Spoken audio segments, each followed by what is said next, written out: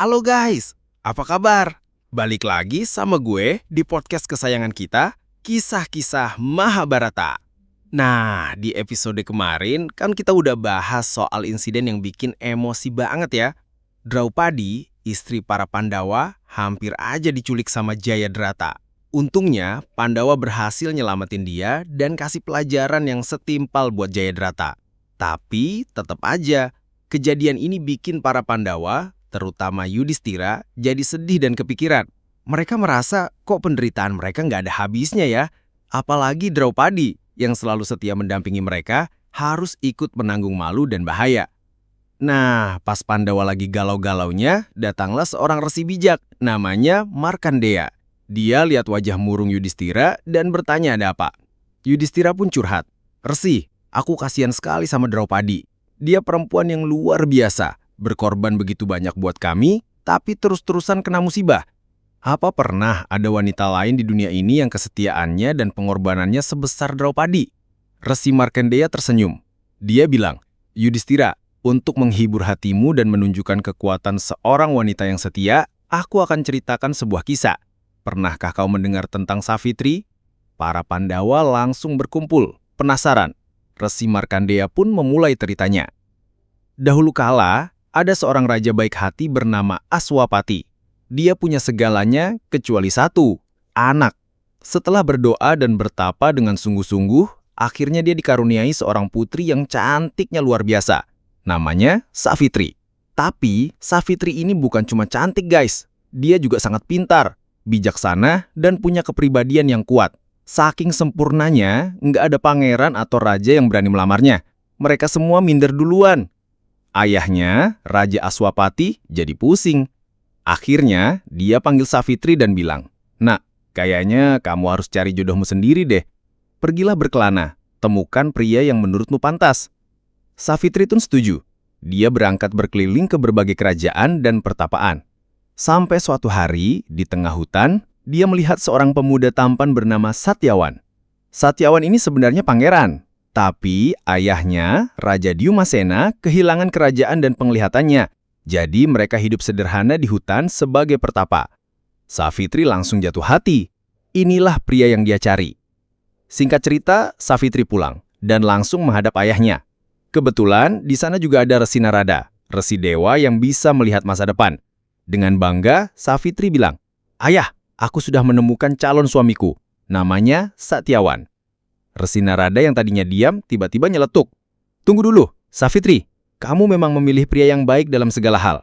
Satyawan itu jujur, kuat, dan berbakti. Tapi ada satu masalah besar." Semua orang tegang. "Masalah apa sih?" tanya Raja Aswapati.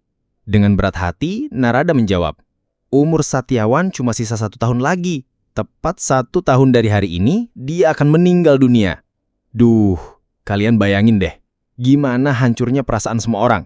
Raja Aswapati langsung bilang, "Savitri, jangan, batalkan niatmu. Cari pria lain. Ayah nggak mau kamu jadi janda di usia muda." Tapi disinilah kekuatan Savitri terlihat. Dia menatap ayahnya dengan mantap dan berkata, "Ayah, seorang wanita hanya memilih suami sekali seumur hidup. Hatiku sudah memilih Satyawan. Entah hidupnya akan panjang atau pendek, aku akan tetap menikahinya. Aku tidak akan menarik kembali keputusanku." Akhirnya, dengan berat hati, pernikahan pun dilangsungkan.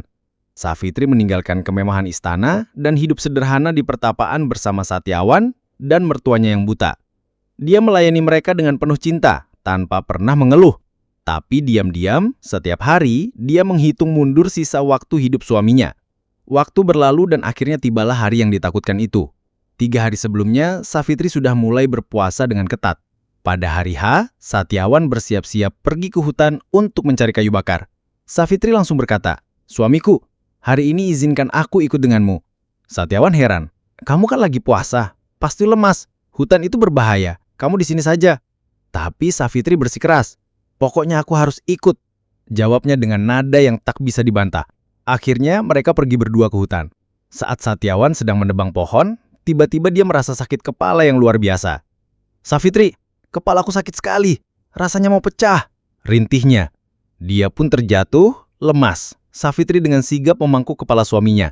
Dan tak lama kemudian, nafas Satyawan berhenti. Dia telah tiada. Savitri tidak menangis. Dia sudah mempersiapkan hatinya. Tiba-tiba di hadapannya muncul sosok tinggi besar berjubah merah dengan aura yang gelap dan dingin. Dialah Yama, sang dewa kematian. Yama menarik jiwa Satyawan dari tubuhnya, sebuah entitas seukuran ibu jari yang bersinar, lalu mulai berjalan pergi. Tanpa ragu, Savitri bangkit dan mengikuti Yama dari belakang. Yama sadar ada yang mengikutinya. Dia berbalik dan berkata, "Hei, wanita, mau apa kau? Manusia tidak bisa ikut denganku. Kembalilah, urus jenazah suamimu." Savitri menjawab dengan hormat, "Wahai dewa, tugasku adalah mengikuti suamiku kemanapun dia pergi. Aku tidak bisa meninggalkannya." Yama terkesan dengan kesetiaan dan kebijaksanaan Savitri. "Baiklah, aku kagum denganmu. Aku akan memberimu satu anugerah. Minta apa saja, kecuali nyawa suamimu." Savitri langsung menjawab, "Kalau begitu, kumohon kembalikan penglihatan mertuaku." "Terkabul," kata Yama. "Lalu sekarang pulanglah." Tapi Savitri tetap mengikutinya. Yama makin heran. "Kenapa kau masih di sini?" Savitri menjawab, "Berada di dekat orang bijak sepertimu adalah sebuah keberuntungan. Aku hanya ingin berjalan lebih jauh bersamamu." Yama tertawa. "Kamu ini pintar sekali bicara. Oke, satu anugerah lagi, tapi setelah ini jangan ikuti aku lagi ya. Apa maumu?" "Kumohon kembalikan kerajaan mertuaku yang telah hilang." "Terkabul," kata Yama, lalu mempercepat langkahnya. Tapi Savitri dengan tekad baja terus mengikutinya. Yama mulai sedikit jengkel, tapi juga semakin kagum. "Wanita, kau luar biasa. Aku akan memberikan satu anugerah terakhir. Ini benar-benar yang terakhir. Setelah ini, kamu harus kembali." Disinilah Savitri mengeluarkan jurus andalannya. Dia berpikir sebentar, lalu berkata, "Baiklah, Dewa Kematian. Sebagai anugerah terakhir, aku mohon agar aku dikaruniai 100 putra yang gagah berani dan mereka semua adalah keturunan Satyawan."